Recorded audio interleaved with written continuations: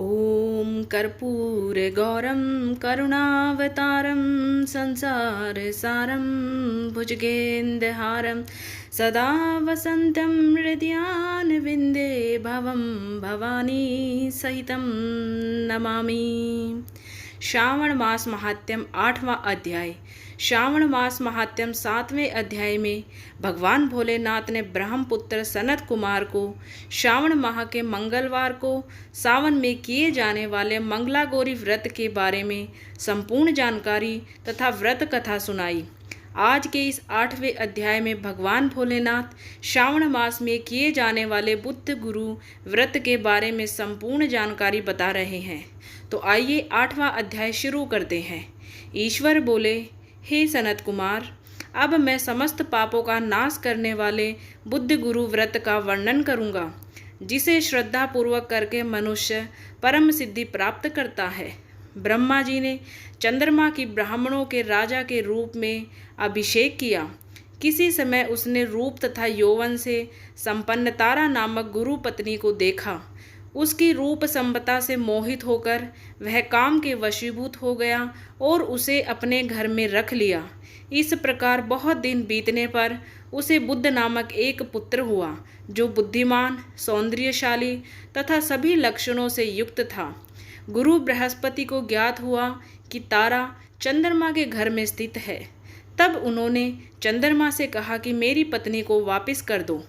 अनेक तरह से समझाने पर भी जब चंद्रमा ने तारा को वापस नहीं दिया तथा बृहस्पति ने देवताओं की सभा में जाकर देवराज इंद्र को यह वृतांत बतलाया और कहा, हे शक्र, आप देवताओं के राजा हैं, अतः अपनी आज्ञा से आप उसे दिलाए, अन्यथा उस चंद्रमा के द्वारा किया गया पाप आपको ही निसंदेह लगेगा, क्योंकि शास्त्र निर्णय के अनुसार प्रजा के द्वारा किए गए पाप को राजा भोगता है।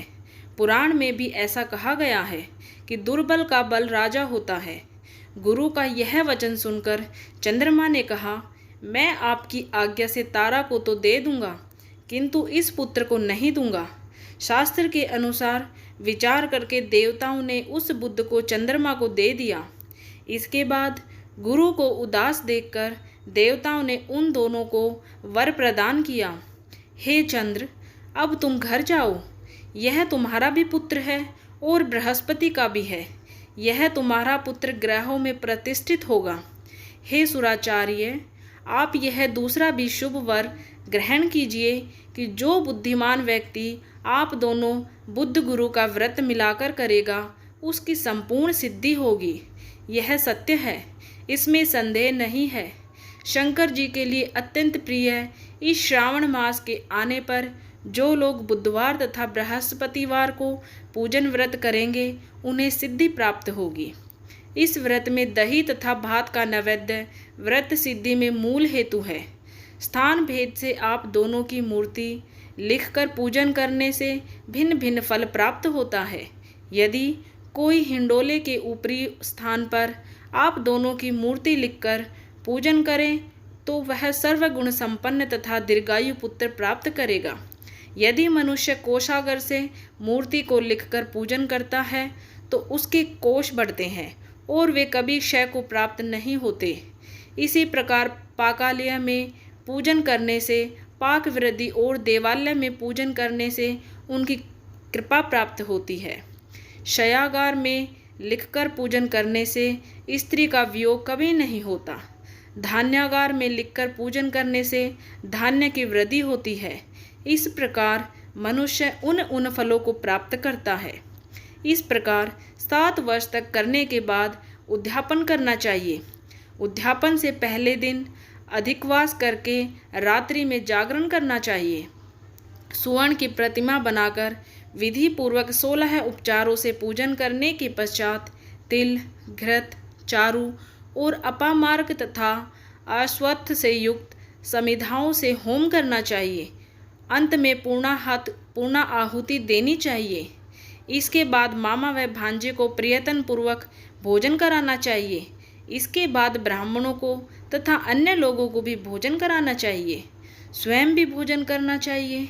इस विधि से 7 वर्ष तक करने पर मनुष्य सभी मनोरथों को प्राप्त कर लेता है। जो इसे विद्या की कामना से करता है वह वेद व शास्त्र के अर्थों को जाने वाला हो जाता है।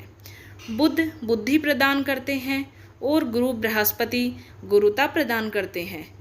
सनत कुमार बोले, हे भगवान, आपने जो ये कहा है कि इस अवसर पर मामा तथा भांजे को भोजन करना चाहिए, यदि बताने योग्य हो तो इसका कारण बताइए।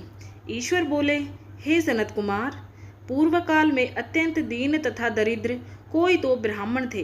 वे दोनों मामा भांजे थे। उदार पूर्ति हेतु परिश्रम पूर्वक भ्रमण करते हुए वे दोनों किसी नगर में अन्न मांगने के लिए गए थे। उन्होंने घर घर में श्रावण मास में प्रत्येक वार को उस वार का व्रत होते हुए देखा, किंतु कहीं भी बुद्ध गुरु का व्रत नहीं देखा। तब उन्होंने बहुत देर तक परस्पर विचार किया कि सभी वारों का व्रत तो सर्वत्र दिखाई पड़ रहा है, किंतु बुद्ध गुरु का कहीं नहीं। अतः चूंकि यह व्रत अनुचिष्ट है, इसलिए हम दोनों को चाहिए कि इस शुभ व्रत का अनुष्ठान आदरपूर्वक करें। किंतु हे सनत कुमार, इसकी विधि ना जानने के कारण वे दोनों संशय में पड़ गए। तब रात्रि में उन्हें स्वप्न में इस व्रत की विधि दृष्टोगोचर हो गई। इसके बाद उन्होंने उसकी विधि के अनुसार व्रत को किया, जिससे उन्होंने अपार संपदा प्राप्त की। प्रतिदिन उनकी संपत्ति बढ़ने लगी और सभी लोगों को ज्ञात भी हो गया। इस प्रकार 7 वर्ष तक करके वे पुत्र व पौत्र आदि से संपन्न हो गए।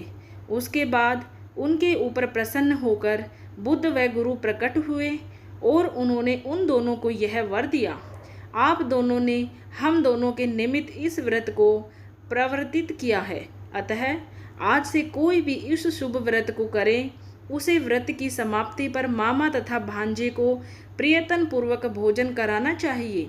इस व्रत के प्रभाव से उसे सभी कामनाओं की परम सिद्धि हो जाती है और अंत में चंद्र सूर्य पर्यंत उसका हमारे लोक में वास होता है।